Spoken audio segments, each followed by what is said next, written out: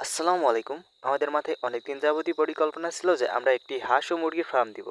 তো সেই পরিকল্পনা বাস্তবায়নের লক্ষ্যে আজকে আমরা একটি ফার্মে যাব এবং কিছু মুরগি সংগ্রহ করার চেষ্টা করব। ইনশাল্লাহ আমাদের ছোট ছোট পরিকল্পনাগুলো একদিন বড় রূপ ধারণ করবে। আমাদের বাসা হতে ফার্মটা ছিল প্রায় 11 কিলোমিটার দূরে। তো আমাদের লম্বা একটা সফর করে যাওয়া লাগছে। যাওয়াটা অনেক কষ্টকর বিষয় ছিল, কিন্তু ভালো তখনই লাগে যখন আমরা আমাদের পরিকল্পনাগুলো বাস্তবায়ন করতে পারি। প্রতিটা মানুষের জীবনে নির্দিষ্ট কিছু লক্ষ্য থাকে এবং সেই লক্ষ্যগুলোকে ছুঁতে গেলে অনেক কষ্ট করা লাগে। আমরাও আমাদের সর্বোচ্চটা দিয়ে চেষ্টা করব যাতে আমরা জীবনে সফল হতে পারি। এক আকাশ পরিমাণ স্বপ্ন নিয়ে আমরা সামনের দিকে এগোতে থাকি। আমাদের পরিকল্পনা অনুসারে আমরা 200 হাঁসের বাচ্চা এবং 300 মুরগির বাচ্চা আমাদের ফার্মে রাখবো এবং আজকে 30-40টার মতন মুরগি এবং হাঁসের বাচ্চা নিয়ে আমরা আসব।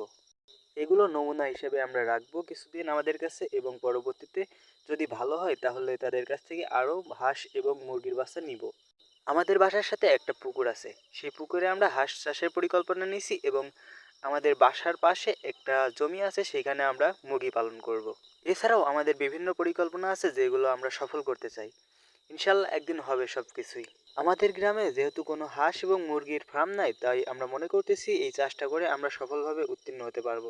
সফলতার আগ পর্যন্ত আল্লাহ তাআলা যেন আমাদেরকে ধৈর্য ধরার তৌফিক দান করে এবং আমাদের ব্যবসায় বারাকাত দান করে। আরও একটা গুরুত্বপূর্ণ কথা কি, আমাদের গ্রামে এটার চাহিদাও অনেক বেশি।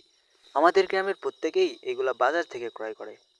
যেহেতু এটার চাহিদা আছে আমাদের গ্রামে, তাই আমরা আশাবাদী যে এটা চাষ করে আমরা লাভবান হতে পারবো। এর পাশাপাশি গ্রামের মানুষকে স্বল্প মূল্যে এগুলো বিক্রয় করতে পারবো। আশা করি তারা এই পণ্যটা হাতের নাগালে পেয়ে অতি আগ্রহের সাথে কেনাকাটা করবে। প্রথমে আমাদের কেনাবেচা হয়তো একটু কম হবে, কিন্তু আমরা ধৈর্য সহকারে এটা চালিয়ে যাব এবং পরবর্তীতে কি হয় দেখা যাবে। ইনশাআল্লাহ সব কিছু ভালোই হবে। মানুষ একদিনে বড় হয় না, বড় হওয়ার জন্য অনেক পরিশ্রম করতে হয়। আমরাও ইনশাল্লাহ করব।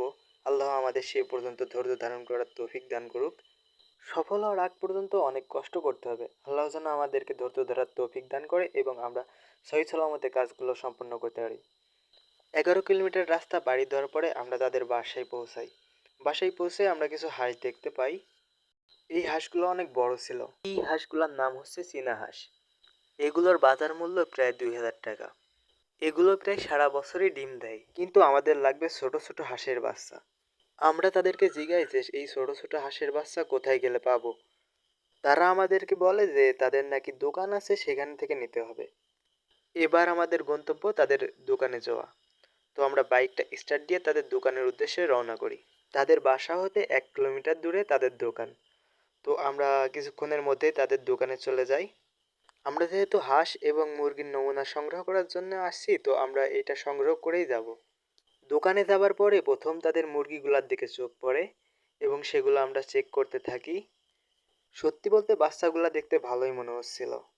নমুনা সংগ্রহ করার উদ্দেশ্যে আমরা এই মুরগিগুলা 40 টাকা পিস কিনে আনি। এর পরবর্তীতে যখন আমরা এইগুলা কিনবো, তখন এইগুলো আমরা পাইকারি রেটে কিনবো। তারপরে আমাদের চোখ পড়ে তাদের হাঁসের বাচ্চার দিকে।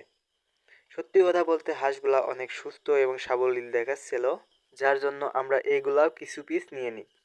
তারপরে আমরা লক্ষ্য করি যে তাদের এখানে কিছু টার্কি মুরগিও আছে। টার্কি মুরগিগুলো আমার অনেক পছন্দের একটা মুরগি। তো শখের বশে এটাও একটা নিয়ে নিই। টার্কি মুরগি না হয় শখের বশে।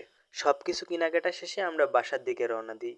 আসার পথে আমরা কিছু পাম গাছ দেখতে পাই, যা বাংলাদেশে খুব কমই দেখা যায়। পরিশেষে একটা কথাই বলতে চাই, আল্লাহ তাআলা যেন আমাদের ব্যবসায় বরকত দান করে এবং সবাইকে সুস্থ রাখে। সবাই আমাদের পক্ষ থেকে আন্তরিক ভালোবাসা নিয়েন এবং আমাদের জন্য দোয়া করেন। আল্লাহ হাফেজ।